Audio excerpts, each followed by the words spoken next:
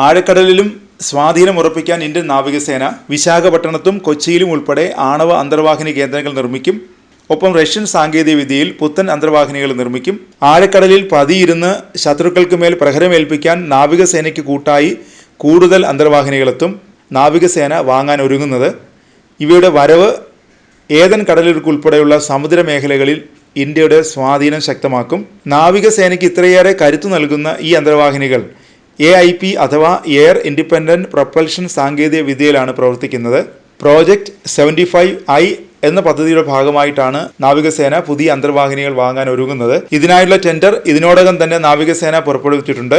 AIP സാങ്കേതിക വിദ്യ ഉപയോഗിച്ചുള്ള അന്തർവാഹിനികൾ സ്വന്തമാക്കുന്ന ചുരുക്കം ചില രാജ്യങ്ങളിലൊന്നാണ് ഇന്ത്യ. ഫ്യൂവൽ സെൽ AIP സാങ്കേതിക വിദ്യയാണ് അന്തർവാഹിനികളിൽ ഉപയോഗിക്കുന്നത്.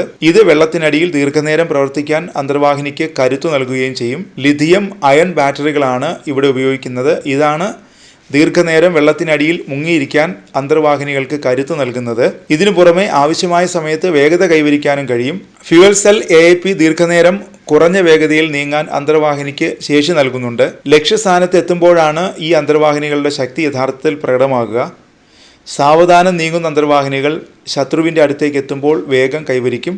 ഇത് പ്രഹരശേഷി വർദ്ധിപ്പിക്കും. ഇതിനു പുറമെ ശത്രുക്കളുടെ സോണാറുകൾക്ക് AIP ഉപയോഗിച്ചുള്ള അന്തർവാഹിനി കണ്ടെത്താൻ പ്രയാസമാണെന്നതും ഈ സാങ്കേതികവിദ്യയുടെ പ്രത്യേകതയാണ്.